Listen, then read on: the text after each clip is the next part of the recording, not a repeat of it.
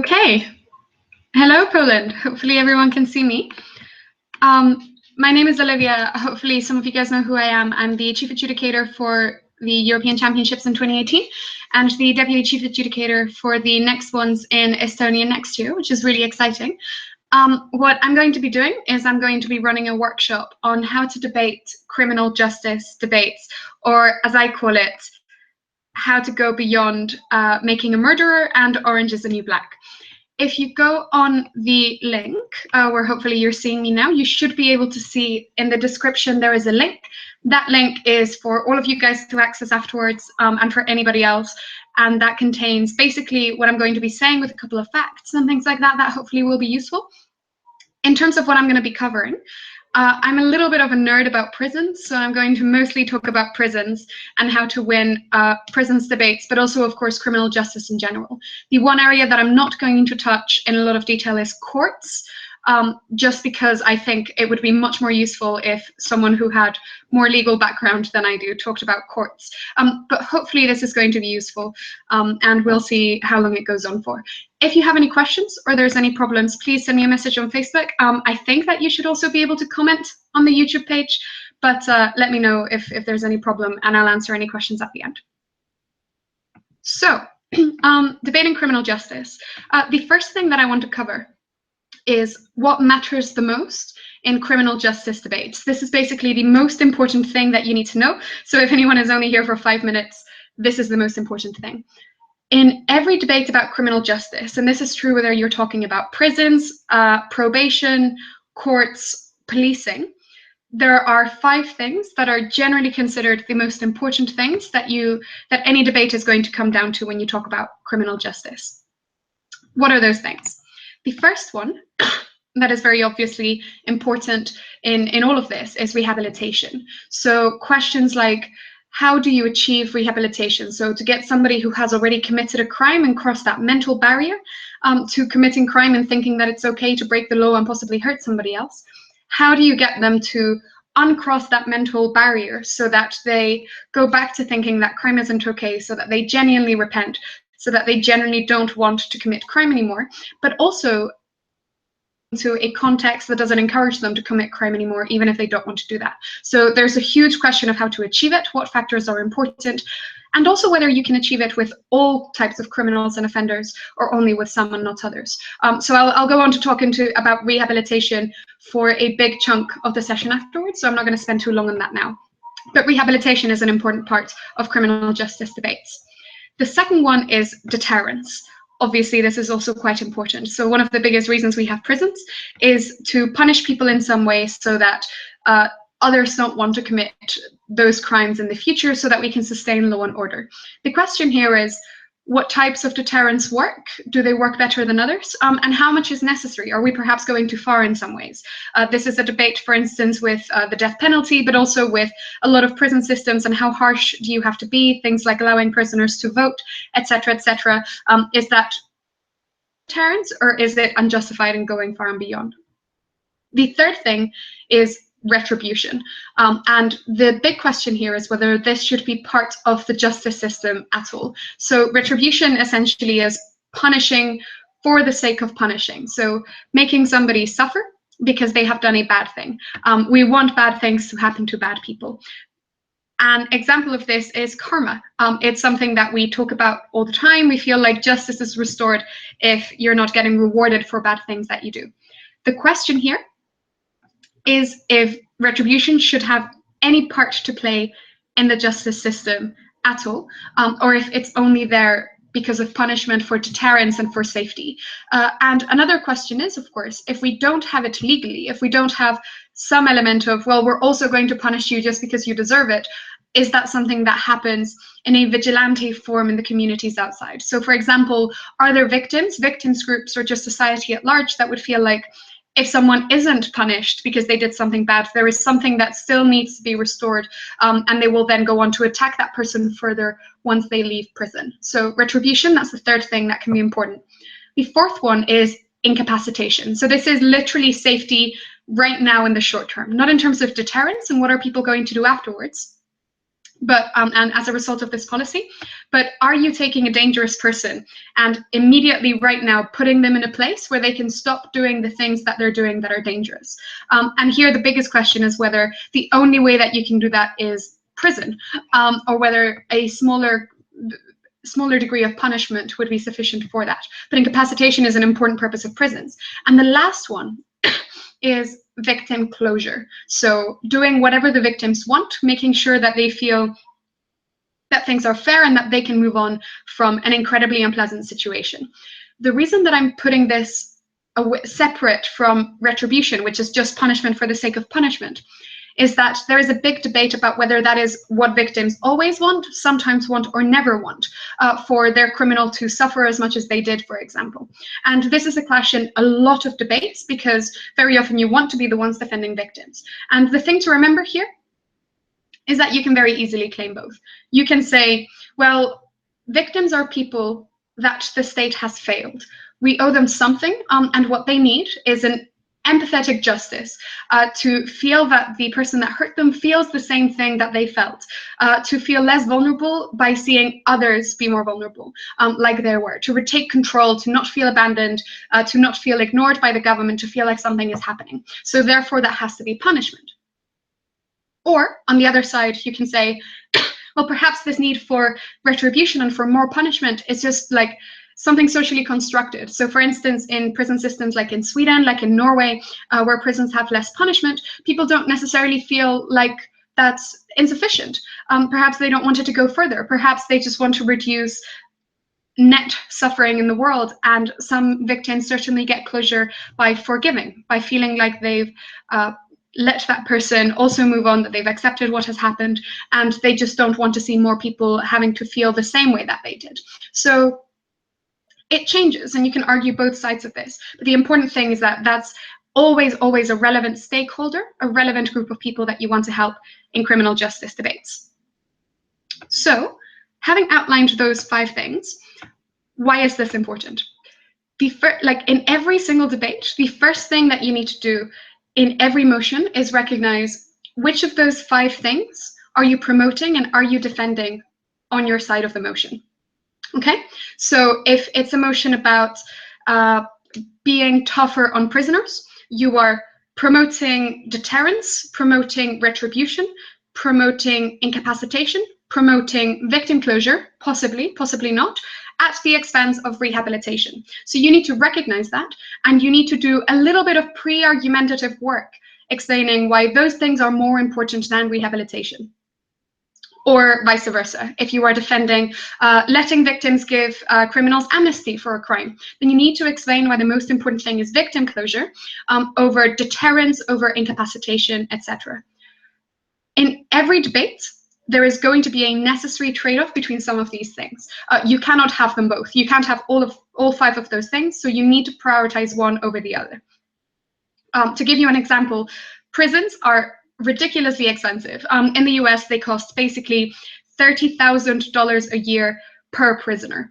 So it's very difficult to achieve all of these things. And in fact, a lot of them come in direct tension with each other. The more you give prisoners, the angrier people are on the street that you're giving prisoners free things. So identify which is the thing that helps you the most, and then explain to the judges why that is the most important thing.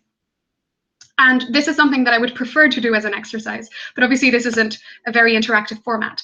So by yourselves afterwards, if you have some time, look at each of those 5 things and try to justify to yourself why X matters more than Y. So for example, let's take the victim closure. You might say, well, the harm that was done to victims when the attack was first committed towards them is immense. It is large, it is nearly infinite. It is a threat to their integrity and security, etc., etc. What that means is that it will never be meaningfully mitigated just by punishing the criminal. That is never going to be enough to give them closure because their harm was so big and you can't fix that just by punishing somebody else. They'll never get their son back, etc., etc. So therefore, the benefit to victims of greater punishment is necessarily small. The bigger benefit is to prevent future victimhood in general. So preventing other people from feeling like the victims felt. That is by reducing crime overall and preventing future crime. And what you can say there is future victims matter as much as current victims.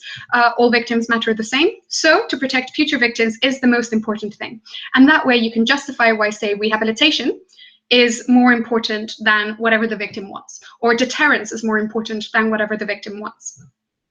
Or inversely, you can say, well, you need to prioritize those that A, have already suffered the most, so they're the ones that are worst off, they're the ones that just need to come first in your list of priorities, and that is obviously victims. B, the ones that you owe an obligation to, and that's obviously victims because they relied on you. You took away their principal right to defend themselves by attacking someone that they thought was going to attack them because they relied on the state to do so for them. And C, they are the ones that haven't done anything wrong. They haven't broken the law in any way. They are law-abiding citizens. So it is fundamentally immoral to harm them while benefiting people that have broken the law and sort of harmed everyone in society and made everyone feel less safe. So that is an example. You can do this for all 5 of them, of how you can justify why one thing is more important than another thing. But in every single debate that I can think of that I have ever been in or ever set of criminal justice, you need to explain why one is more important than another. The second thing to take from this, from what I've said so far, is that it's always worth remembering in debates about criminal justice to ask, necessary to achieving these goals, and what do we actually just are used to thinking is necessary. So questioning whether prison, for example, is necessary to achieving all of these things, and what parts of prisons and what rights that we're taking away are legitimate for us to take away, and which ones are actually useful for us to take away. So for example, we didn't always used to have prisons. The norm used to be corporal punishment or indeed the death penalty. And a lot of countries are now moving away from prisons to introducing things like increased community service or home arrest in many more and more instances, especially for short-term prison sentences. So in a lot of debates, it is useful to question whether prison is the only or the best way of achieving the purposes of criminal justice, and also whether it is socially just to go that far. I mean, that I can't give you that many examples because that varies in each debate, but always worth questioning how much of the current system, the way we have it right now, we take for granted that it's the best way to achieve those goals of deterrence, of rehabilitation, etc. An obvious example is this House would abolish the prison system, but that applies in a lot of different ways. The third and last thing in this section that I want to mention is that there's a lot of other things that matter in criminal justice, obviously. So these 5 things that I mentioned, rehabilitation, deterrence, retribution, incapacitation, and victims, are sort of 5 principles, I guess, that matter the most. But there's a couple of other things that come up very regularly in debates that are important in criminal justice to make sure that you achieve those 5 things. One of them is, for example, the idea that justice must be fair and it must be consistent. So we need to feel that different people are getting the same treatment for the same crime. That's generally accepted. But the question here is, 1, why do we think that? Is it because it changes people's behavior, because it increases trust in the law? Is it because of the principle of what makes it legitimate for us to punish somebody that breaks the laws of the state? And secondly, is this always the case? Or do we sometimes want to punish poor people less? Or do we want to punish people more if it's a hate crime? And is that because they cause more harm to people? Or just because of a principle feeling we have that that is a more morally abhorrent act, for instance? So that's a principle question that is important, again, if you have some time to try to think, how would I explain why it's important for the criminal justice system to be fair and to be consistent? In what cases is it legitimate to break that down or not?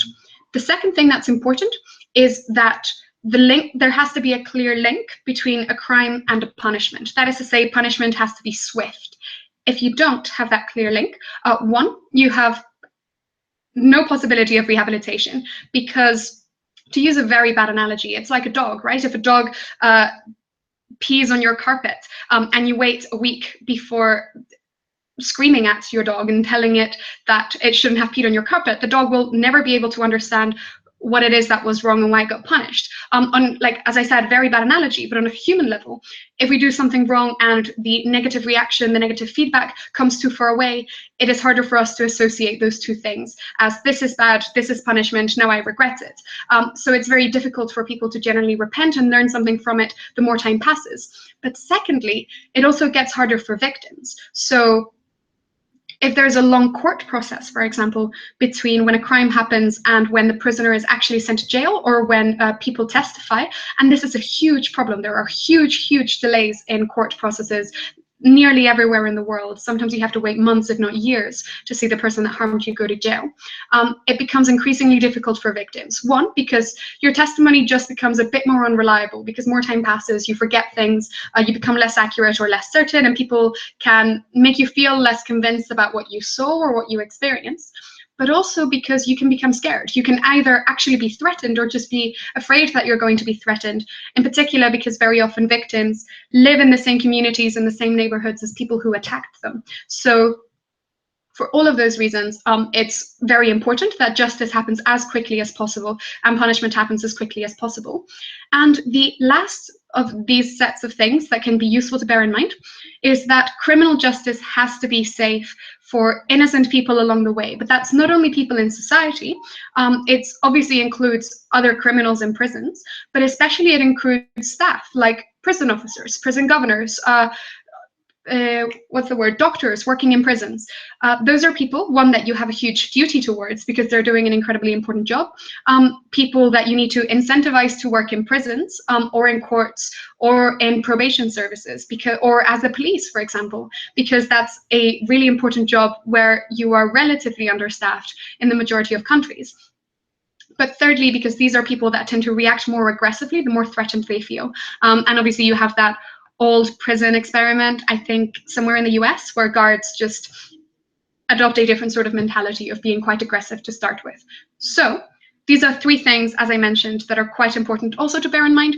Generally in debates, you can turn to those things as arguments. Oh, this will make justice less fair and consistent. This will make justice less swift. This will make justice more unsafe for staff. And those are things that can be useful sort of guidelines and arguments.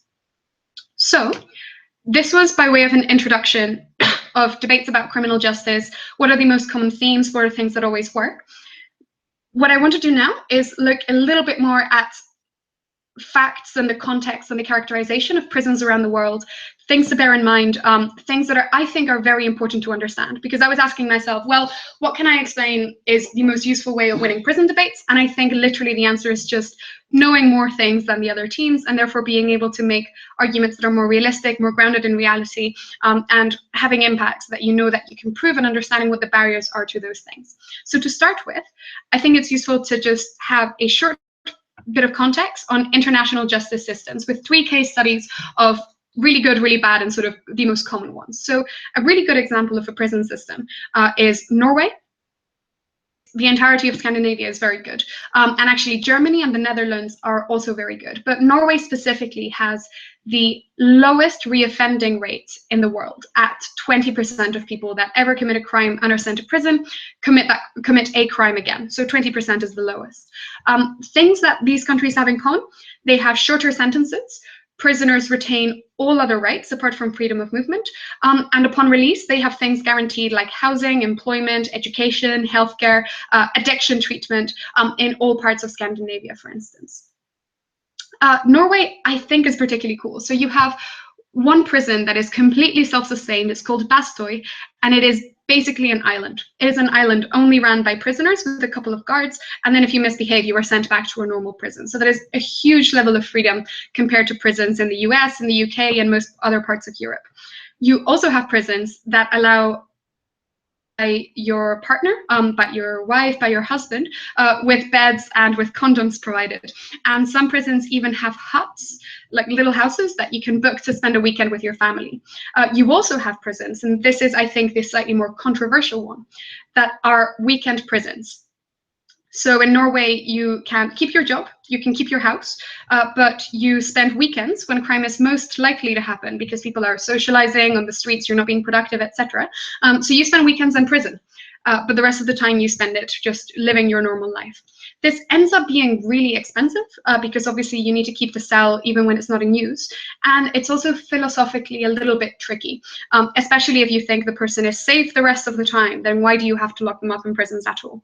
And finally, something that Norway does is you have a waiting list for prison, which helps people schedule their jobs, schedule their life, reschedule meetings, that sort of thing before going to prison. Obviously, this doesn't apply if you're a serious offender that is an immediate threat to society, but all of these things are generally considered to be very humane and to be very progressive. There is a dark side to Norway, which is also useful to bear in mind. So for example, in Norway, you have a maximum sentence for any crime of 21 years. That is, obviously, it is possible to extend that. But the prominent case would be Anders Breivik, who was a man, a Norwegian serial killer, a very terrifying person a couple of years ago, who is currently still in Norwegian prisons. And he has sparked a huge debate within Norway for whether it's going to change its justice system and its treatment exclusively for him, or whether it's going to uphold its values of rehabilitation first and foremost. Not having Wi-Fi, not being allowed video games, things not being high quality enough, while obviously still having, of course, a very high standard of treatment in prison. There were some things that were bad, like keeping him awake at night, which is very bad, and solitary confinement, which is also very bad. But that is an example of the debate that has stirred up whether this is always the right thing to do. And of course, the sentence is very likely to be extended beyond 21 years. The second problem with Norway is that you can only enjoy most of the prison benefits if you are a Norwegian citizen. And increasingly, you have more criminals in Norway that are Eastern Europeans, that are immigrants, and they're not getting the same rights, which is, of course, creating a huge division and a lot of just sort of resentment and problems. The third problem is that the Norwegian prison population is increasing, and this is probably the biggest one. So recently, Norway has started renting prisons from the Netherlands, which suggests that its current model for treating prisoners might be unsustainable and impossible to keep up in the long term.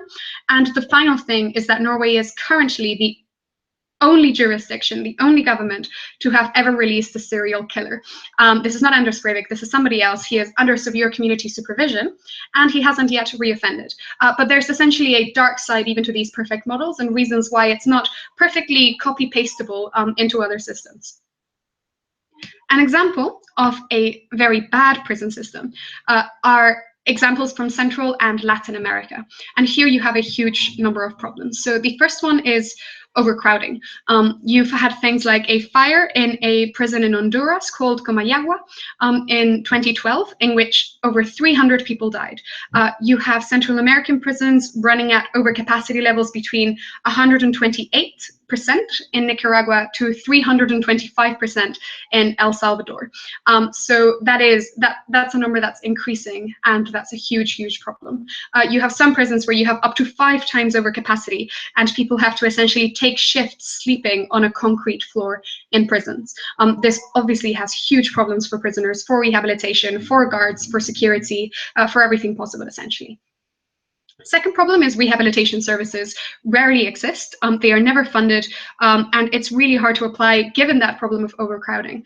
So it's very difficult to offer things like education, jobs, skills, counseling, psychological support, medical treatment, because you have too many people, and all of those problems. Add to this that any period of incarceration, even before you've even been tried, has a huge individual cost to the person in jail and their family, including things like legal bills, income they lose, but also things like basic supplies that they charge you for in Central America, such as your food and your clothing. So that's really bad for individuals when they then leave prison so much worse off than they started. The third problem is mass incarceration. And as I'll mention later, it's not only a problem of Central America, it's also a big US problem, but it is even worse in Central America. So because of the US drug wars, that's necessarily translated into tough sentences in Central America as well. So minor drug offenses carry sentences up to 25 years, which is compared with homicide. And drug consumption hasn't gone down as a result. It's higher than ever. So it doesn't seem to be having a big impact. I think that's everything to mention on mass incarceration. Another problem is you have a big problem of public support for punishing people that are criminals. This is especially the case in Latin America, where it is very easy to portray criminals as being violent, animalistic gang members. This is something that local media does very much, especially in countries in Latin America and Central America that have a very strong army presence, where you can say, well, the police are like our soldiers, they're defending us, they're defending our rights. And a lot of people that are in jails are young people that are there for violent gang crime. So you can make them seem even more dangerous than they are. And because of all of this, basically 55% of Latin Americans are in favor of very harsh punishments for criminal offenses. So that's more than the majority of countries, and obviously quite bad and makes it politically difficult to push for changes. And the last problem that is more specific to Latin America is massive rates of pre-trial detention. So people that are in jail waiting for court. Basically, in countries like Panama, 62% of people in jail have never been to trial. They're still waiting for that to happen. That's 50% in Honduras. That's 12% in Nicaragua, which is better. The US, for example, it's around 20%, to give you a sense. So 62% is incredibly high. And sometimes they're waiting for pre-trial longer than their actual sentence would be if they were tried. So all of those things are incredibly bad. And a lot of people are not released even after they are ordered to be released by judges. So that's a problem, and that drains huge amounts of resources, largely just because courts are slow and you have bad coordination between people, which is a really big shame. There is one last thing to say about Central and Latin America, which is that there's a couple of very cool initiatives that they're doing that I think are worth a couple of people picking up on and possibly other countries implementing. For example, Nicaragua announced in February 2016 that it had released 8,000 prisoners on parole as a humanitarian measure over the last 2 years. So those were people that were sort of short sentence criminals, low-level criminals that were deemed to not pose a threat to society. They were just released, literally 8,000 of them en masse. And because of that, the cool thing is that there hasn't actually been an increase in crime, which you would expect, but that might be because all of those were serving 5 years or fewer, and they were convicted because of minor or moderate charges. So they weren't considered to be a huge risk. But it's still quite cool that you can release so many people, and mostly you'd have a huge fear that after they've been through the loop of prison, they would be very dangerous people. And turns out that it isn't. So that was quite good. But there are also some concerns. There's a dark side to this as well about who was released, when, and why. And there's accusations that it was basically a political tool to release people to then vote for the government at the new election, that it was untransparent and that people didn't know who was coming out and when, and those sorts of things. The last example, which I'll be very brief about because I'll go into more detail later, is the United States. So it's representative of a lot of problems in other prisons, like in the UK and like in Australia, for example, but it is a fairly worst case scenario of those prisons. So that's why I think it's worth mentioning that one, because it's where the problems in prisons become clearest. For example, in the US, oh, sorry, I've got a question. Do we have any means as an international bill or law or anything else to influence prison standards in bad prisons like the ones in Latin America? That's a very good question. And I don't know that much about the international law side of things. My belief is that we do not. And this is actually one of the biggest problems in Latin America, is a lack of transparency and accountability. So even local and international NGOs are very often denied access to those prisons. So this is actually sort of data that has all been covered from governments and from polling people outside. It is very little of this data actually comes from being able to enter prisons. So we have very few means of influencing them. To my knowledge, there isn't an international law that we can pass to improve it, apart from signing up to things like UN Bill of Rights, etc. But that's a very good question, and I will actually look into it and message you if there's anything like that. But moving back to the US, so the US is an interesting case study because they have 5% of the world's population, but 25% of the world's prison population. So that's more per capita than any developed country in the world. And the incarceration rates have gone up by more than 5 times since 1970. So that's an incredibly rapid increase with incredibly fast numbers. And the big question here is why? And the answer is essentially the war on drugs is something that has had a huge impact, and specifically something called mandatory minimum sentences, which means that no matter how small your crime was, you have to go to jail for incredibly small drug-related crimes. So, for example, if you have 28 grams of cocaine, which I'm told isn't that much, 5 years in prison. If you have a prior drug felony, so if you've been accused for anything drug-related in the past, that's 10 years. If you commit any drug crime, but you keep a firearm, like a gun, in the house, even if that gun had nothing to do with the crime, you are adding 5 years to any drug crime that you have committed. So essentially, as a result of this, the US prison system costs the government as much money as the Department for Education costs, which is quite depressing. But apart from having huge rates of incarceration, a second big problem with the US is terrible treatment of the people that are actually in prison.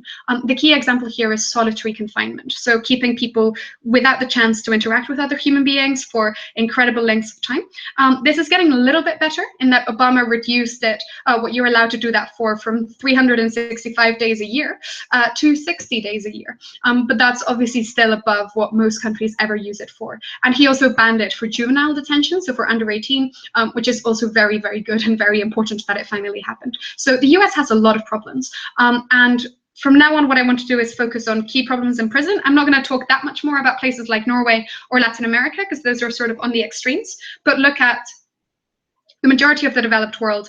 What are the problems and why aren't they being resolved? So that's essentially going to be the rest of the session. And please keep messaging me if you have any questions throughout. So what are the biggest challenges in terms of criminal justice?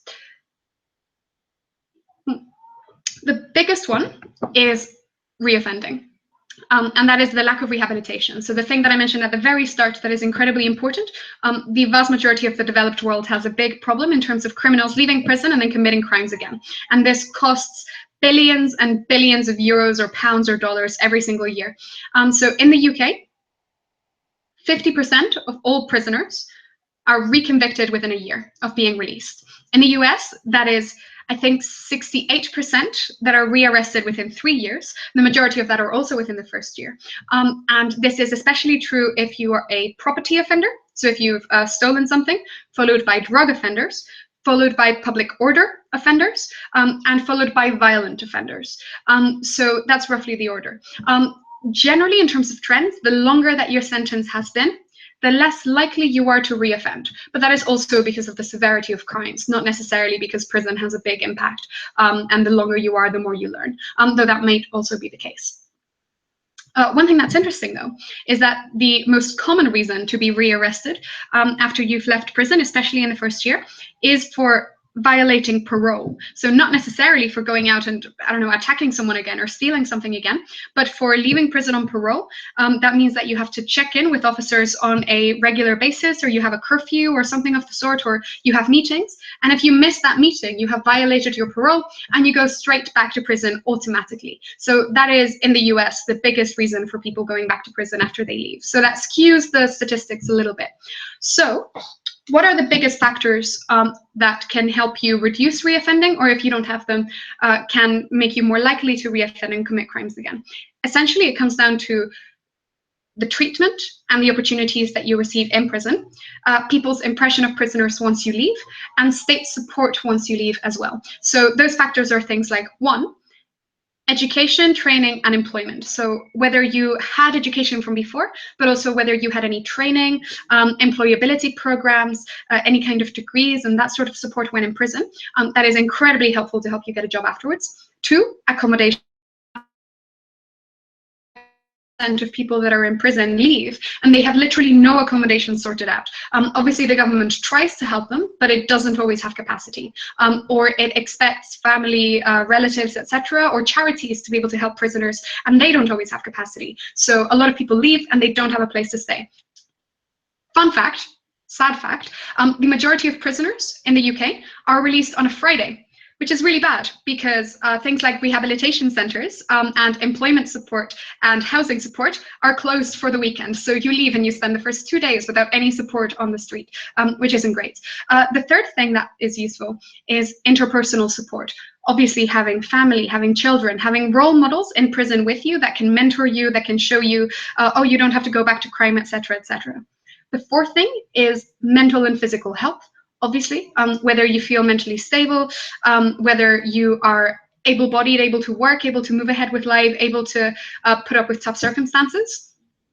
The next one is the absence of drugs and alcohol. So obviously, if you're addicted, it's incredibly difficult to avoid crime. It's incredibly difficult to leave your past context. It's incredibly difficult to move on and straight into being independent and starting afresh, which is why a lot of prisons, if you are addicted to drugs, and that's a big portion of prisoners, they give you something called substitution drug treatment. So essentially, they switch you from an illegal drug to a legal drug.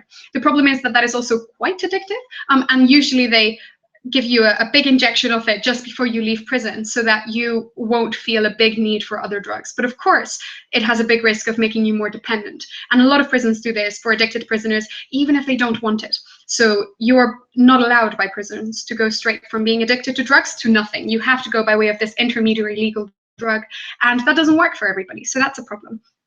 The last two things that affect reoffending is finance and debt. So if you have money, so that you can provide all of those things for yourself, so not have to go back to crime and support from your previous context, etc. Which is why it's really useful, for example, to pay prisoners for their work when they're in prison, and the more the better. But also things like the attitudes, thinking, and behavior that you have yourself as a prisoner. That is why you have a lot of things in prison, like anger management training, like trying to build interpersonal skills, like trying to teach reasoning skills and also moral reasoning skills, and also things like opportunities to mediate with victims are really important in terms of giving you sort of strength and skills and a positive attitude that makes you feel like it is worth it for you to try ahead. Just had a question that says, doesn't the fact that the released 8,000 petty criminals didn't reoffend undermine the importance of rehabilitation, since there is no valid rehabilitation system? And very possible. So an interesting example. Firstly, because these are people that were potentially unlikely to reoffend in the first place, perhaps because it was seen as a very one-off opportunity rather than a standard thing that would be done if you went back into prison. But I think, yeah, that's possibly fair to say. These were prisons that were very tough and very unpleasant. So this also has an opportunity for creating a deterrence for people to go back into jail, because it shows you how uncomfortable prison can be. So then when you go back, you definitely don't want to go back because you know that that's very uncomfortable. So yes, that is a possible example you can use to show that you don't need those rehabilitation measures, or perhaps that these countries are not that bad and lacking rehabilitation that much. Perhaps there's some things that are provided, for example. So very good question, very good point. So these are things that help people stop reoffending, the things that I just listed, from education to your attitudes, etc. The question here, and this is relevant in debating, of course, because I mean, these are the things you're grappling with, right? Like science, experience, polls and things like that generally suggest that if you offer these things, you are way, way less likely to reoffend. The question then is, literally, why are we not just doing this in all places? Why don't we just look at what the Netherlands does, who don't have prisons at capacity? They have like a shortage of prisoners to fill all of their prisoners, which is why they're renting them out to Norway. Or if you have, I mean, why aren't we just taking those things and copying them? And isn't it just about money? Can't we throw more money at it? Obviously, this is relevant in debates because a lot of teams will say, oh, this policy isn't necessary, it's all about money, we will use money and do these things. So you need to be able to justify what are the structural reasons why you can't just do these things that seem like they're intuitively the right things to do, that promote rehabilitation the most. So what are the examples? What are some of the reasons why you can't do that?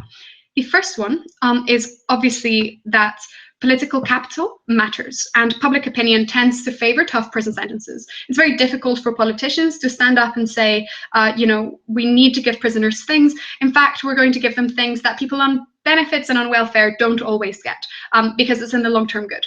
And why is public opinion so much in favor of tough prison sentences?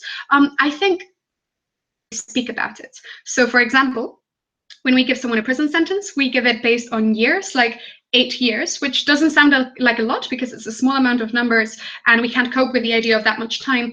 Whereas if we described it in days, that would seem like a huge amount. So we don't really think about it in terms of time. Also because of the language that we and the media use about it. So it's essentializing and it's reductive, borrowing some words from a couple of lectures that I listened to. Basically, we describe people in prison like offenders, criminals, rapists, murderers, which is quite nasty words that make us feel like we don't want to help those people. The thing that's interesting, though, is that we've been able to make ourselves stop using that kind of reductive language about in a lot of other areas. For example, people with disabilities used to be called things like autistics, which is terrible. And obviously it reduces you to that disability. It says, you are not a full person, you are only that one thing. And we let them not be defined by it. But we don't do that with prisoners. We still define them as prisoners, criminals, rapists, burglars. And that defines them by that one act, by that one mistake. So I think that's part, if not all, of the reason that people are really aggressive about wanting to put people in jail and treat them harshly. The second problem that we have is a lack of information. Literally, I found this incredibly shocking. In the UK, the government collects no information, literally no information, on what prisons are better at rehabilitating prisoners than others. Like, if you went over to the Minister of Justice, she could tell you what are the regulations on the maximum size of a floor towel in prison cells, but she could not tell you which prisons are the ones that have the least criminals going out to commit less crimes after prisons. They are actually going to start implementing that through a leaderboard of prisons where you rank them based on rehabilitative impacts. But a lot of this information is just not corrected. Obviously, the problem is even bigger, as I mentioned, in Latin America, where human rights organizations haven't had access to prisons in a lot of these countries for like the last few years. So there's very, very little data on the provision of rehabilitation services and that sort of thing. So lack of information is a big problem. The third problem is just practical problems in a couple of countries. So one is that a lot of prisoners are transferred very often from one prison to the next. And that has to be the case depending on like the progression of court hearings, if they're moving from a middle security prison to a low security prison, if it's just more convenient. You just have quite regular reshuffles. If they're addicted to drugs and then are not addicted to drugs, they might be sent to a different prison. Because of that, you can't build friendships, connections, counseling support, etc. You also can't give them jobs and you can't teach them things because they literally start so many degrees long distance, for example, and they never finish them because they leave and the new prison doesn't have the same facilities or they can't meet deadlines and that sort of thing. So that's a problem. Another problem is that a lot of prisons in the UK and in the US are really old prisons. They haven't been reformed in a really long time because it's very expensive and difficult to convince the population that you need to do that. So you don't have simple things like Wi-Fi or like mobile signal, which makes work harder for guards, and it's also quite bad for prisoners because they have less independence and connection with the outside world. And fortunately, they're now being renovated in the UK, and you have a lot of potential with new technology. For example, you have these machines that this company called Unilink has made that essentially what they do is they're able to track which prisoners have had fights with each other, and then automatically schedules their diaries, like their outside time, their eating time, their gym time, so that they never have to cross paths. So that helps reduce violence, promote rehabilitation, and make prisons safer. So those things help, but there's still a couple of problems. Other problems in prisons are things like overcrowding. So it's hard to provide enough support and guarantee safety, which is why the UK, for example, recently announced that they're going to add 2,000 new prison officers to have one officer per 6 prisoners. But so far, you don't have even close to that. You also have questions of risk and safety and of victims' rights. And I think these are the biggest reasons why you're not doing all of those reoffending things and rehabilitative things that sound like they would be useful. So the first thing is, of course, that not all prisoners can, want to, or will be rehabilitated. Sometimes we won't know whether they're properly rehabilitated or not. And the more freedom you give them, the more risk that they pose to other inmates, to guards, to society upon release. So the government has to be responsible and assume the worst case scenario to guarantee people. And the last reason is victims' rights and victims' lobby groups and fear, really. So for example, in the US, you have a lot of life sentences that could theoretically be shortened to not be life sentences anymore. But very often they are not, even though that's a legal possibility, because victims' lobby groups are really strong and really powerful, and they never let the government feel comfortable doing that, and judges feel comfortable doing that. So that prevents you from being as rehabilitative as sometimes you could be, and as humane as sometimes you could be. I've got a question, which is, would it be persuasive to say that public opinion is in favor of tougher sentences, even in the case of crime against one individual, because it is crime against society and the order of everything? Yes, and I think this is probably the case in, this is probably the reason why we have hate crime laws that make it more aggressive punishment if you've committed a crime to someone because they were gay, or because they were Muslim, or because they were from a certain minority. So that's an example of cases when we are pushing judges to be harsher because we feel like it is a particular threat to us. It is particularly bad. That is, for instance, why people were pushing for the death penalty for the Boston bombings. That is why we have life imprisonment for attempts at terrorism. So it's definitely the case that at least for some sentences, one of the reasons that it's you have a strong public opinion about them is because we feel like there is a threat to all of us, and everybody feels at stake in seeing that punishment carried out. So I think that's probably true to some extent, and definitely in a lot of cases. So that's sort of a couple of reasons why you can do those things. So remember, applying this to debating, if you have a motion and you're passing a policy, it is always useful to probably many more in mind as reasons why you can't just fix prisons, why you need this structural change, this specific policy, this unique gap we need to fill, because otherwise opposition will stand up and say, we'll just have more money, we'll just have more guards, we'll just have more education for all prisoners. There are actually reasons why we can't just always do that, and perhaps why it would be irresponsible to always do that. So worth bearing in mind.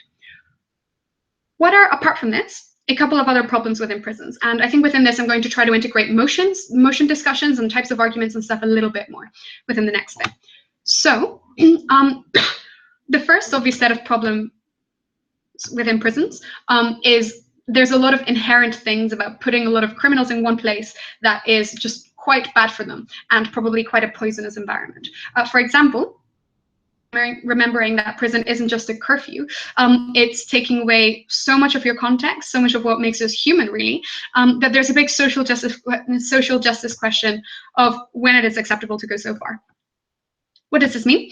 It means things that you're losing your normal interactions, simple things like your right to choose who your cellmate is, your right to spend time outdoors, your ability to contribute to society and to be productive. You lose all of those things.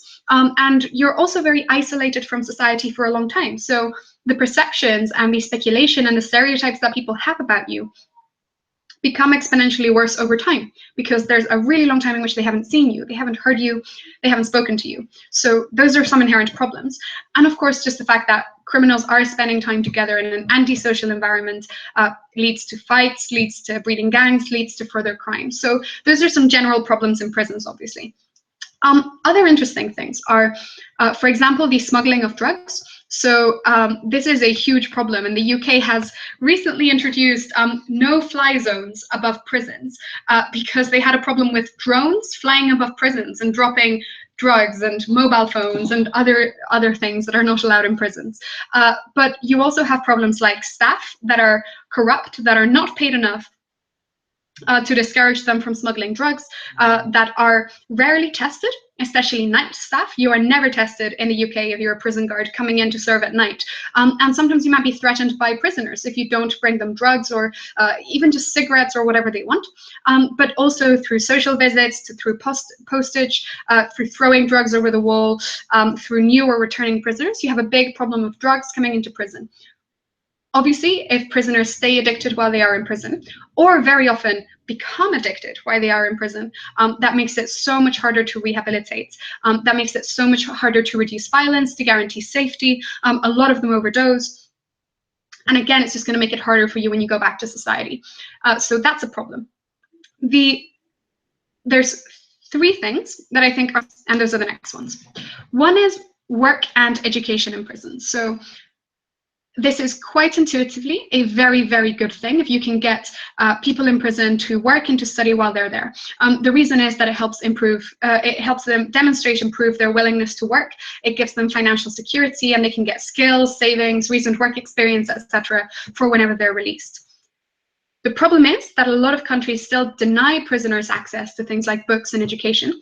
And in places like the UK, it's still mostly because charities that education is possible, that are going into prisons, running a lot of programs. For example, you have an amazing charity called the Kessler Trust that gets prisoners to produce art, and then they sell that art, and the money goes straight back to the prisons, to the prisoner, to providing rights for them. And it is an amazing charity. They have a huge exhibition every year with over 8,000 entries of poems, of drawings, of sculptures made by prisoners. I went to one this week. It was great.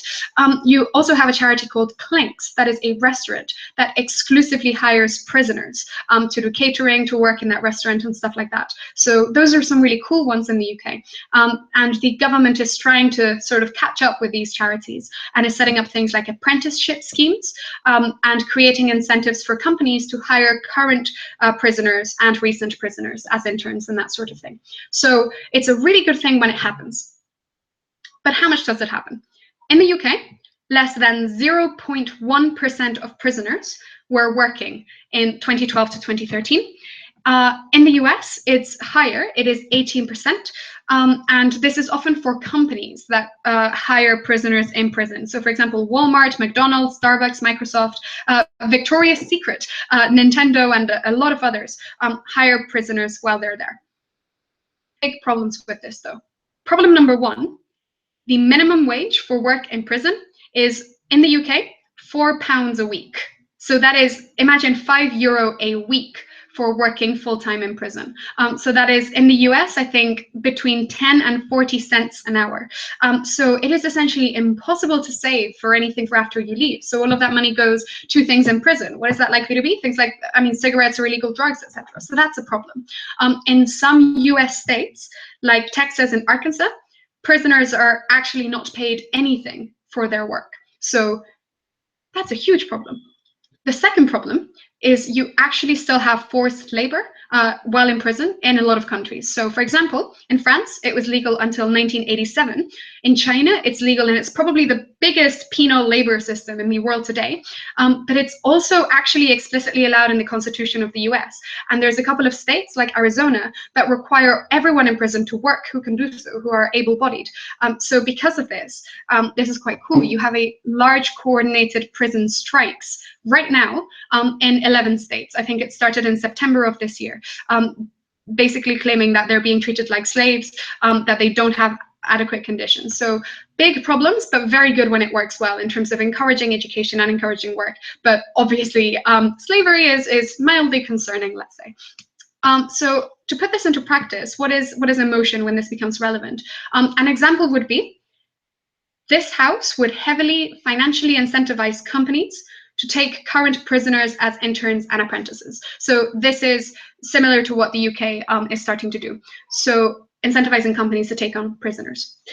The proposition case in a motion like this is very clear. Some of the things that I just mentioned. You explain, well, there is an inadequacy of opportunities to work in prison, and it is very good when you do have an opportunity to work and to learn. Why? In the short term, it helps you get really useful skills. Obviously, this will be paid work, so you get money that helps you save for afterwards, that helps you improve your quality of life within prison. You can prove yourself, that sort of thing. And that's really useful when you leave because you're treated better, you change perceptions, and that's really useful in the long term because you change perceptions about prisoners as a whole, as people that are really keen to work, really keen to contribute, and that makes people more comfortable about voting to give you more rights and a better treatment. So that is essentially a lot of the proposition case, explaining what the benefits are when you work.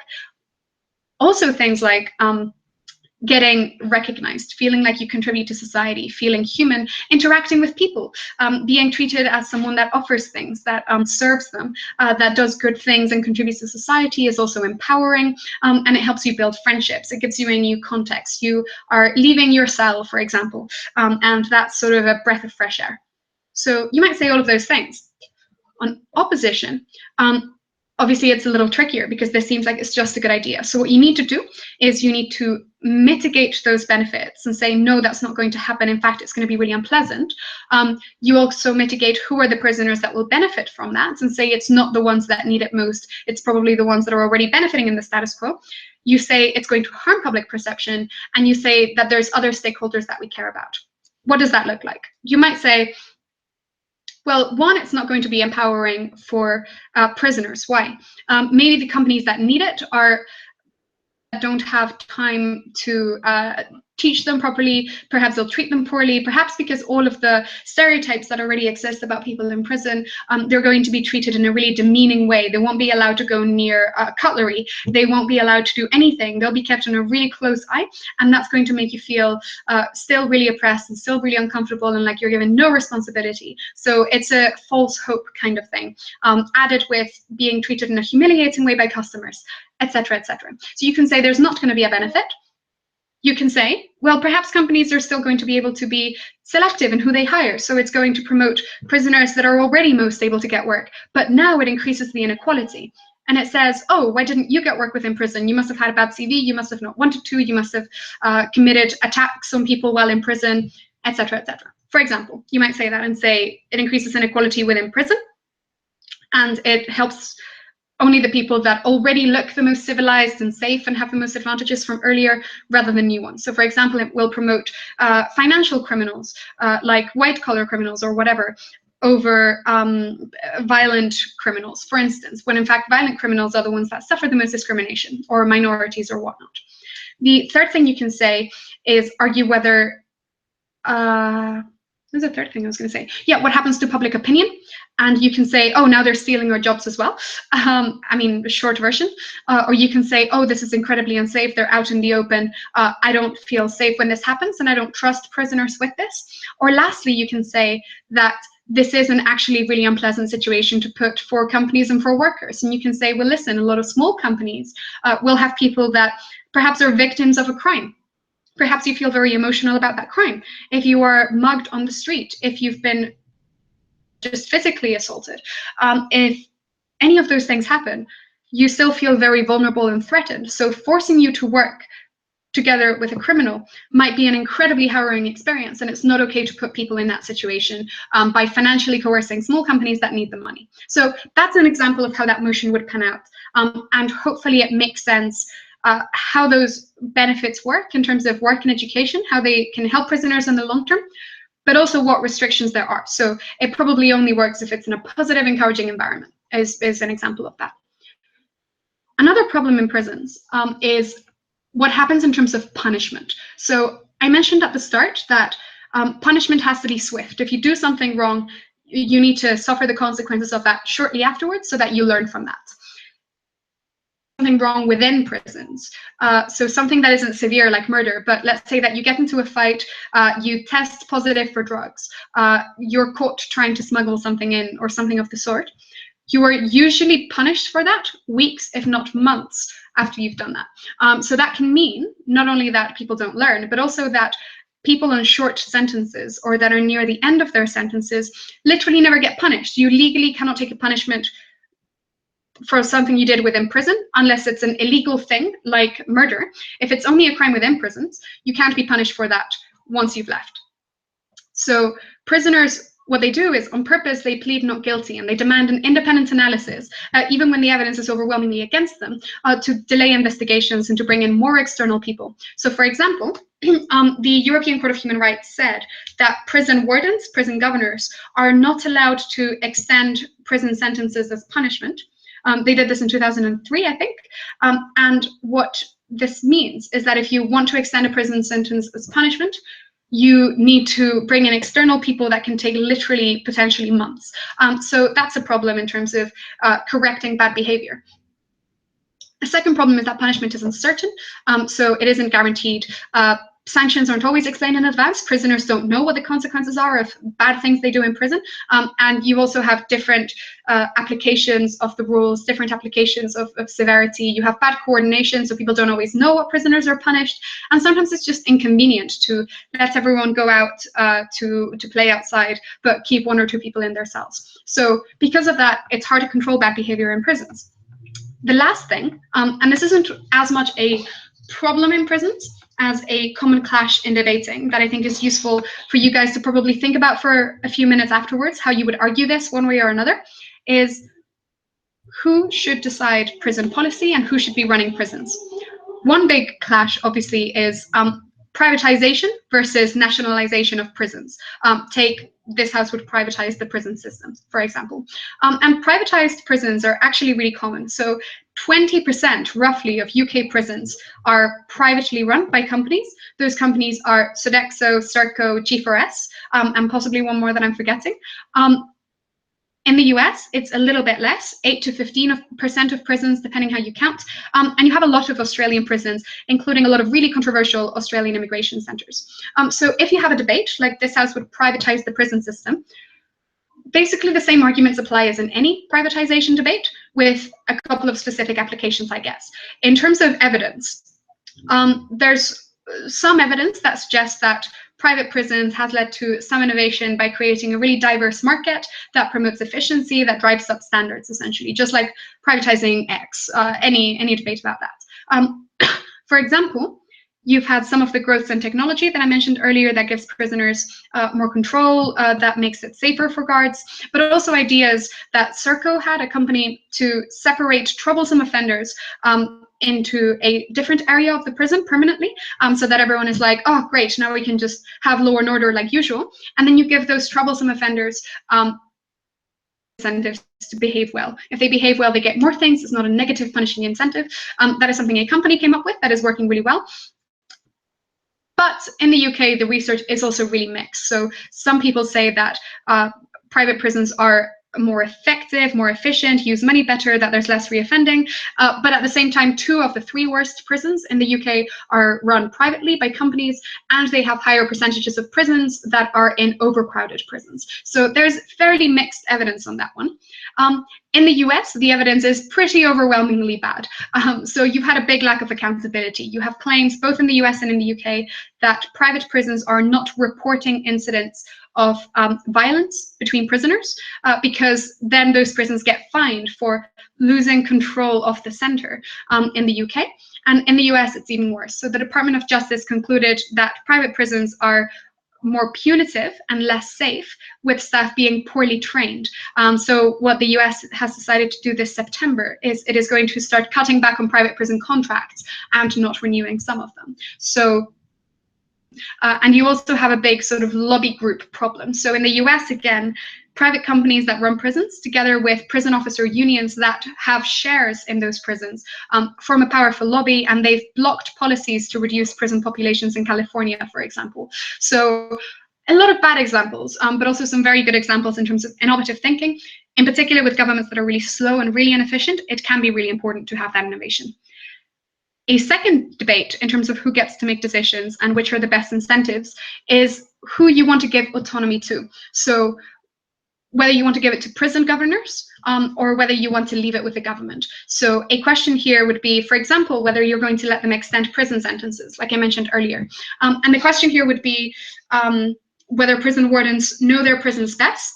And actually, the UK is giving prison wardens many more rights right now to control things like their budget, who they hire, when they hire them, what kind of facilities they need, who they're outsourcing the provision of X, Y, and Z to. So whether they know their prisons best and they best know their inmates and what they need, etc. Or whether prison wardens, prison governors are more likely to be hardened and have less sympathy for prisoners, both because they're at a risk themselves, because they see violence, they see all of the bad things that politicians don't see outside, they see people come in and then come out not rehabilitated, they're just all the same people, the same numbers, and you can't have hope and you can't build relations with them, because if they go out and they commit crimes again, it's really depressing. So that's, again, of course, you have that famous experiment. So there is a clash there of whether you want prison governors to have more autonomy or you want the government to have more autonomy. And a similar debate is whether we should, let's say this house would outsource criminal justice policy to technocrats instead of elected representatives. You can make very similar arguments and say, well, these are likely to be judges that just sentence people to jail and never see them come out. Or these are likely to be prison governors that have seen the worst of prisons. So there, it varies on the debate, but those are the kinds of types of arguments that are quite useful. So that's some of the examples. I want to move on to one final thing for now, before moving on to chat about other things outside of prison, which is women in prison. So that is orange is the new black. I'm assuming that you don't have any questions so far?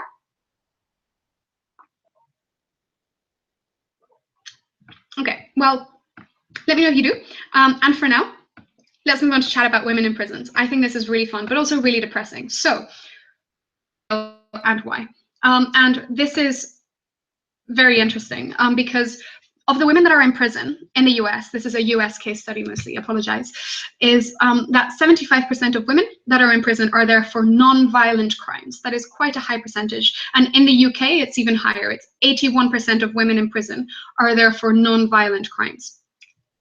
60% of those are there for non-violent drug crimes in the US, not in the UK. So what that means essentially is that for every one woman that has committed murder, you have 99 women that are drug offenders. So that's a problem. And on average, these women sell just enough to sustain their own addiction. But on average, they serve over 7 years. So it's very small work, like assistants and that sort of thing, that are the ones that get sent to jail the most because they can't afford private attorneys and that sort of thing. You also have a huge percentage of women that suffer mental health problems. In the US, over 60% of women in prison have mental health problems. The vast majority of women in federal prison have been victims of physical and sexual abuse, which is also really depressing. In the UK, it's 46%, so a little bit lower, but that's quite high. And one particularly interesting and terrifying statistic is that 90% of women that are in jail for killing their male partner had been previously abused by that person. So they were domestically abused if they killed them, 90% of the cases. And 60% of those committed their crime in self-defense, in an actual self-defense situation. So that is really interesting and shows, I think, quite a depressing picture.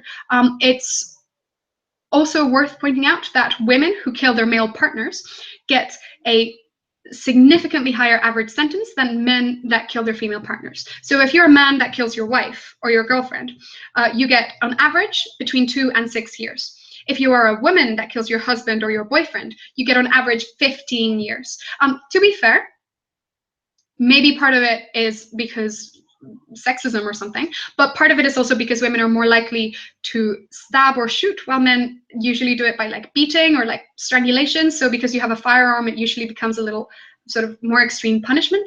But yeah, that's a little depressing, especially when you consider that women are 8 times more likely than men to be killed by their partner. Anyway, this is really sad. So I'm going to move. Last thing to say is that there's more women in prison today than there were in 1980. So again, it's increasing really quickly in the US, and it's actually increasing faster than the male prison population in the US. It's increasing twice as fast as men in prison. So that's quite terrifying for women in the US. But why is prison particularly bad for women? Reason number one, 80% of women that are in prison have children, and 64% of them lived with those children who were under 18 immediately when they were put in prison.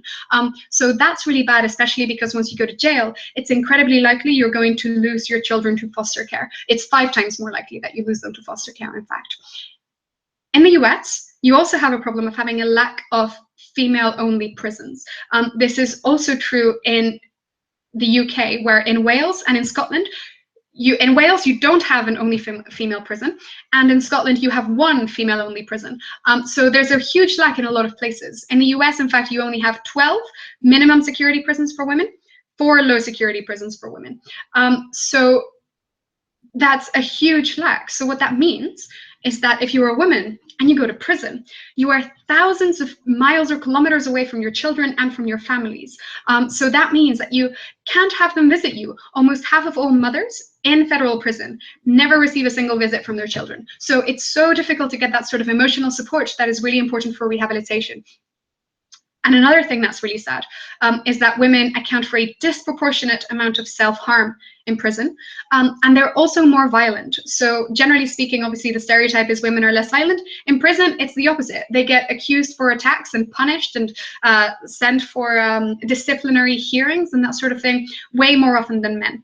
And there's a couple of interesting theories for why this is the case. So one is that women take longer to establish a hierarchy. So if you are a man and you go into prison, it's quite clear who's going to be the ones that are powerful because they have large muscles, they have scars. And the tough women are usually a little bit harder to spot. So the violence goes on for longer while everyone sort of finds their spot in the hierarchy. The second theory is that female prisoners are trickier to manage because they're more likely to suffer from mental health than male prisoners are. The third reason is that female jails are less crowded than male prisons are. So maybe they're about as violent, but we spot female misbehavior or female attacks or female fights more often, and you can spot them much more. And the last reason is that prison wardens are also less tolerant towards misbehavior in women. And this actually seems really likely. For example, prison wardens are likely to punish women for verbal assaults that are usually let slide with men. These were the majority of reasons that women were sent to disciplinary hearings, were like disrespect rather than attacked me. And basically the theory here is that if you're both a woman and a criminal, you're sort of a double problem. You have zero status, and don't you dare think that you have any status at all.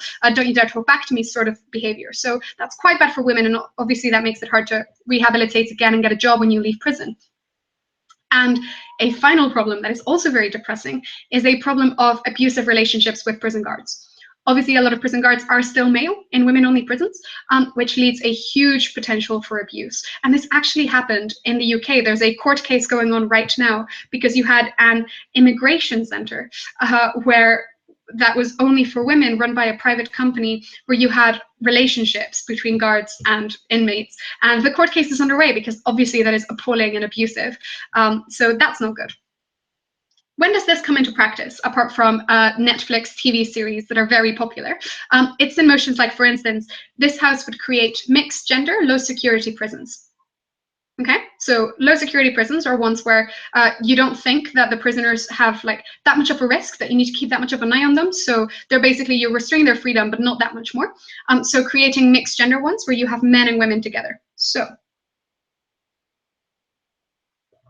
in that motion, you have a lot of interesting things that you can say on proposition.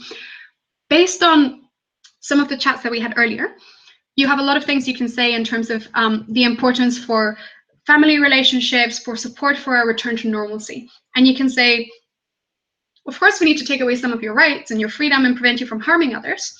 But that doesn't mean that you can't have normal relationships and friendships. And it's really weird if you're a man or a woman and you're suddenly no longer interacting with anyone else from the opposite sex. Maybe that's really sad. Maybe that's really scary. Maybe that makes you dysfunctional, is something you can say.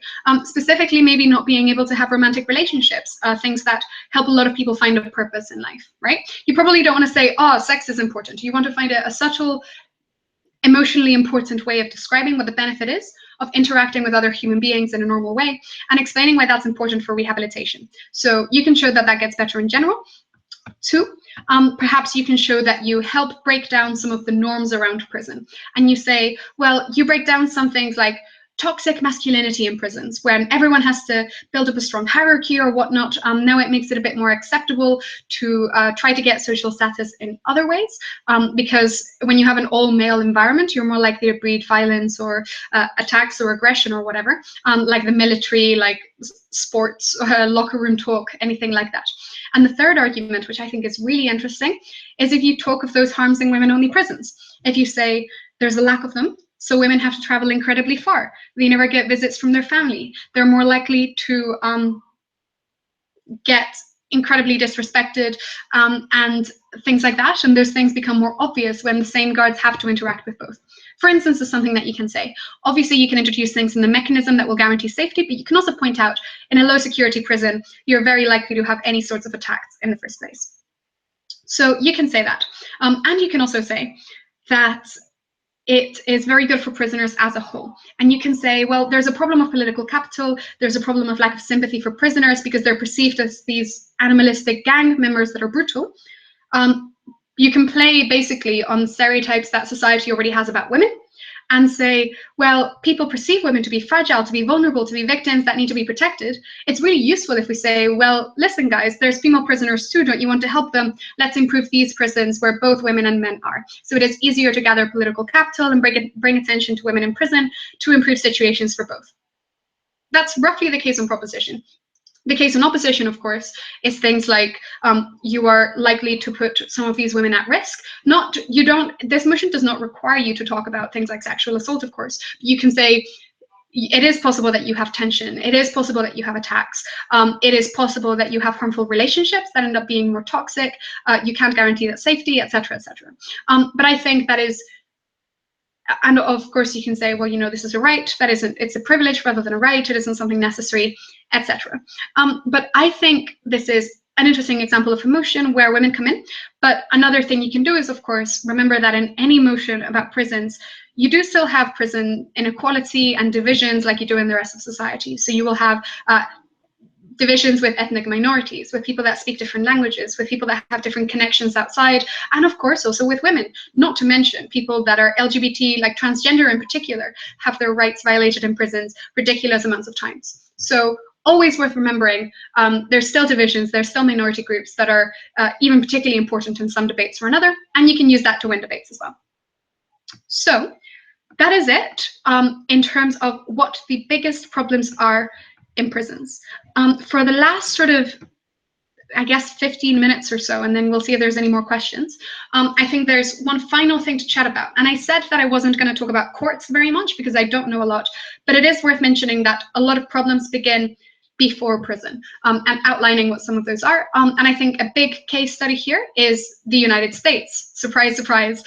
So one problem is, of course, as I mentioned, courts. And you have a lot of problems and inequality in terms of people that have judges that are privately hired by people that are rich, and judges that are not privately hired, that are appointed by the government. And those people that are appointed by the government, or even lawyers that are working pro bono, that are otherwise private lawyers, have a huge lack of resources in the United States. It's worth remembering. Very often, they literally barely have time to read the case of the defendant before they go to court. They meet them for like 3 minutes, and then they have to go back in. So that's a problem. A second problem in the US with courts is the rise of plea bargains. And I mean, there's benefits to it, of course, but there's also harms. And what plea bargains means, which is essentially the opportunity to say, well, listen, if you admit that you're guilty right now before going to court, we'll never have to go to court. We will give you a smaller sentence because you cooperated with us. Plea bargains can be incredibly appealing. In fact, only 3 to 5% of criminal cases go to trial, and the rest are plea bargained in the US. So that is between 95 and 97% of cases are plea bargained. And often this is because it involves the threat of a longer sentence if you exercise the right to trial. So that means that you have a lot of people that are pleading guilty, even when they're innocent, to reduce their jail time.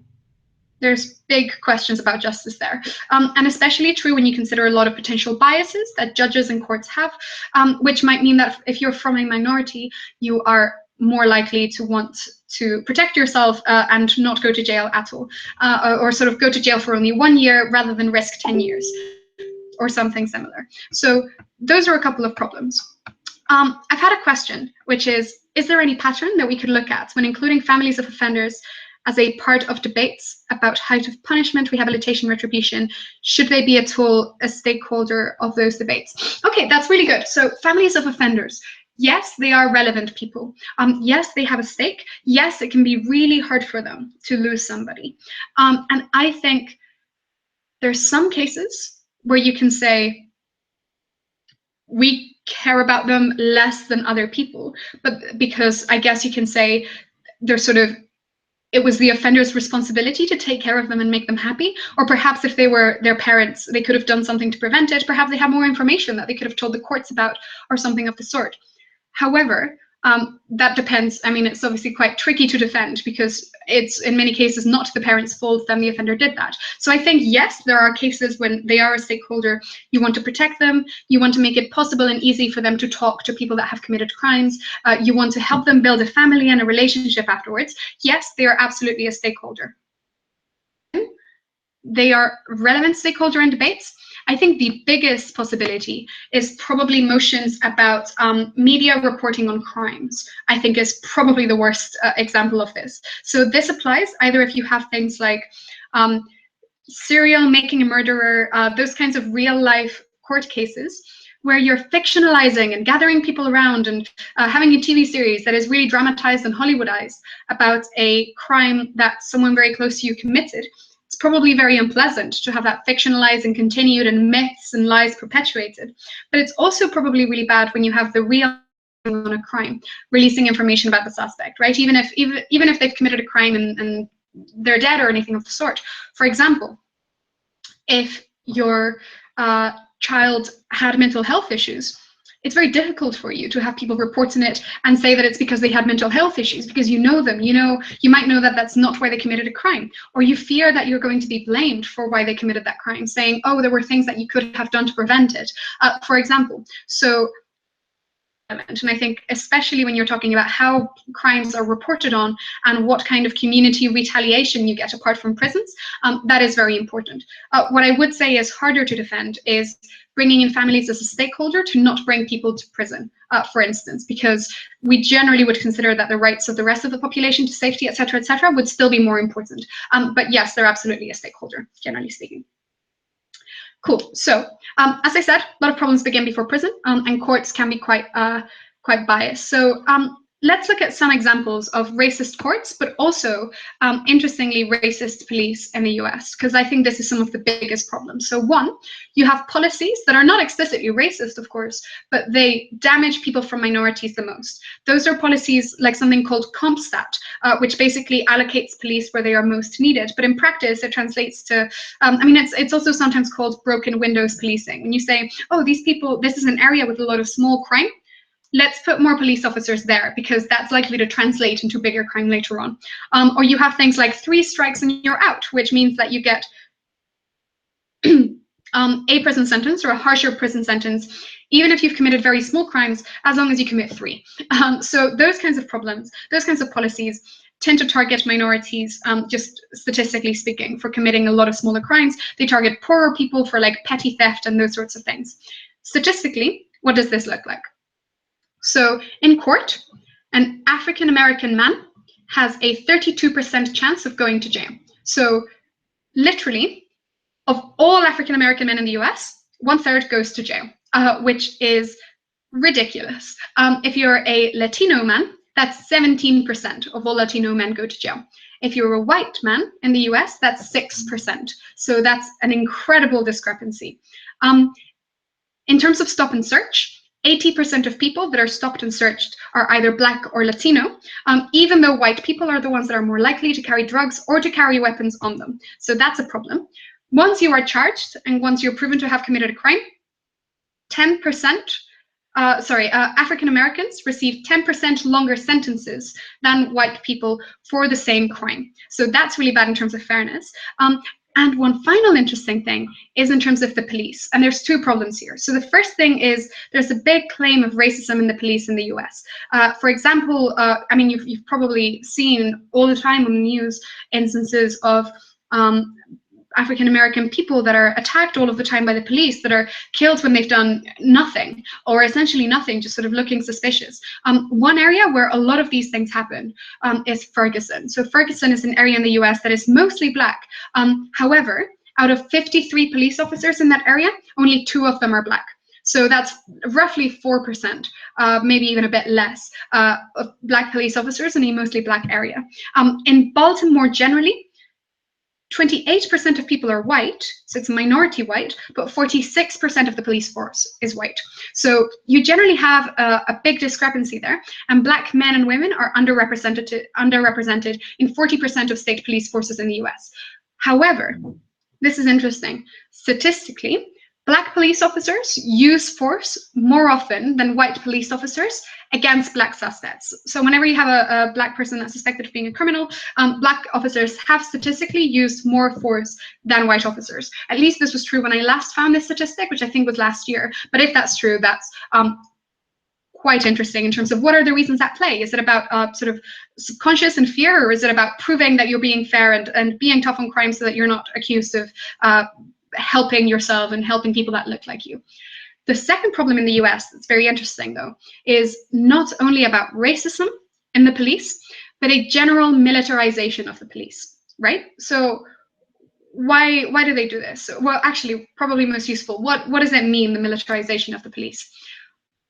What it means is that a lot of the basic equipment that the police have, but also the culture and the treatment that they have, is very much borrowed from the army. So the police in the US literally use things like silencers, armored cars, armored aircraft, camouflage equipment, flashbang grenades, They have tens of thousands of machine guns. They have 80,000 military-style police raids last year. So 80,000 raids of going into a house, going into somewhere, literally like you would in a military. They have SWAT teams bursting through doors without warnings. They are deployed literally just to look for drugs. You have a SWAT team, which is incredibly dramatic. And you also have police that are cracking down aggressively on dissent.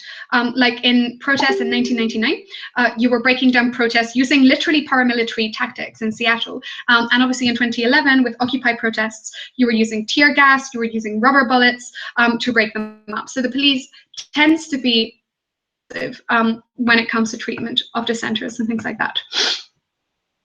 Sorry, we've just had a question about private and public prisons. So I'll answer that, and then I'll go on to talk about, I'm actually just going to finish with the police, and then I'll go back to talk about prisons. That probably makes a little bit more sense, just to finish where we are now. So militarization of the police, as I said, they tend to be really extreme. Why do they do this? There's a couple of reasons.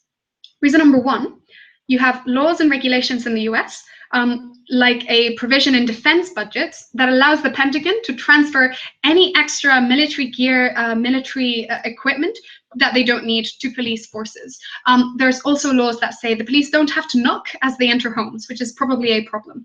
You also have things like the war on drugs, the war on terror, the war on illegal immigrants, which means that it sort of makes it legitimate, just because of the language that you use, to use weapons that are designed for war. So for example, you have $500 million worth of war on terror weapons that move home from like attacks on criminals, say in Mexico or on the border, and they're largely cost-free for police agencies to also borrow. The same with the war on terror, and it also encourages police officers to treat everyday life like it's war. So they're allowed to have drones, to have attack helicopters, and approach missions like it's a war mission.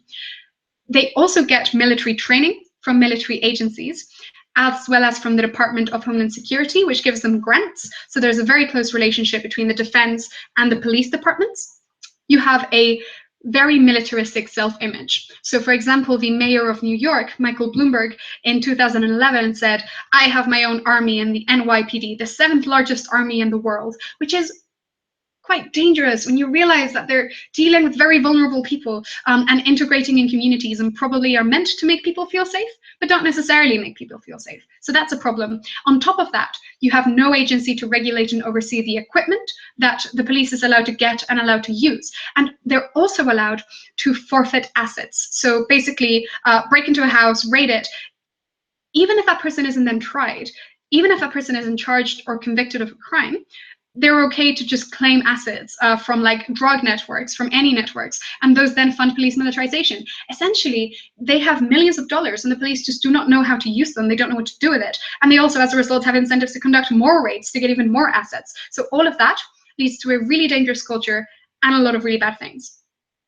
Why is this a problem? The problem is that this makes each deployment of the police more dramatic. And what this means is that more things can go wrong. So they're allowed to go into a house without knocking, but there might be children at home. Or there might be people that think that it's a robbery, so they want to protect themselves. So they scream or they bring out a gun. And then the police have permission to fire in self-defense, so they throw a grenade.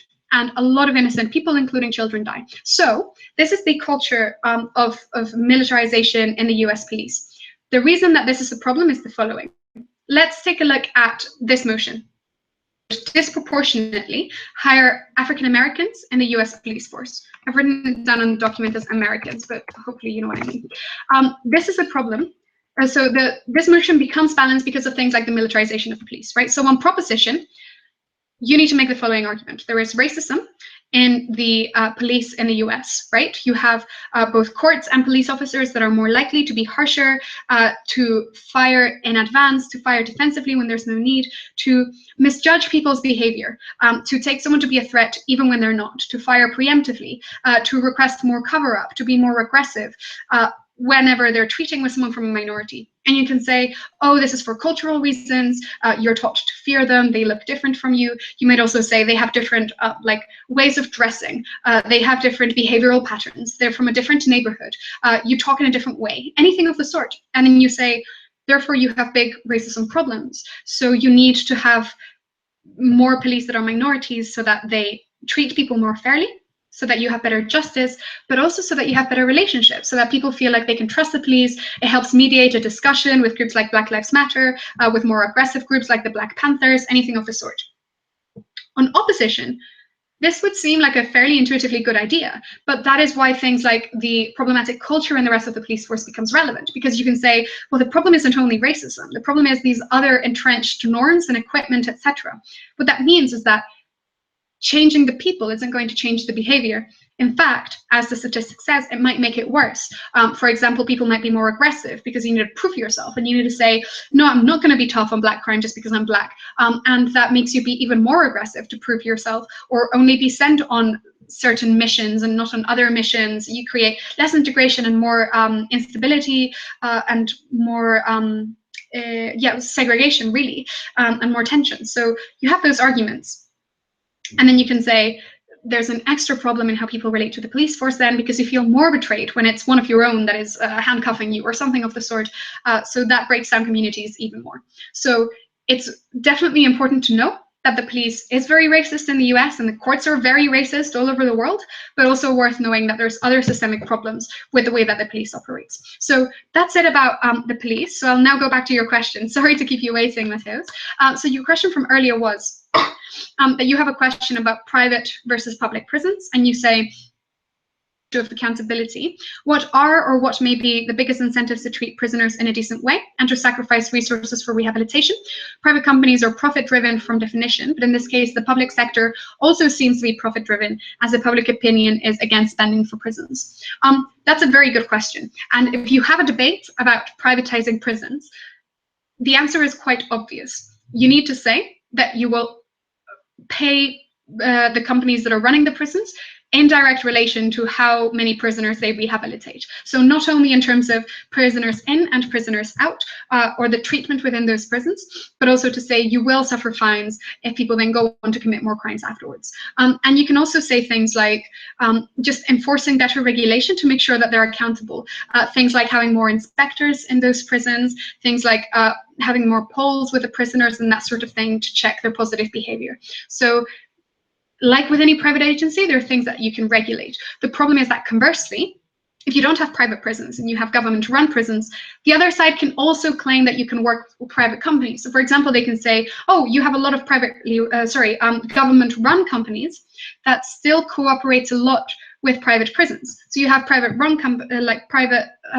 government-run prisons that still use technology and other innovative things that have been designed by private companies, or catering from private companies, or guards from a private recruitment agency, anything of the sort. So both sides can claim, well, the government can get really involved in private prisons, but then you also maybe lose some benefits in terms of innovation. Or you can say, oh, well, the government can also work with prisons and get their input, but then maybe you lose some of the benefits of integrating a system so that the government knows exactly what's happening at each point and is completely in control. The second thing that you said is, what are the biggest incentives to keep prisoners in a decent way? And I think, again, if you explain it the right way and make it the right way, you can say money. Your new contract is going to depend directly on whether you have actually rehabilitated the prisoners that you have there.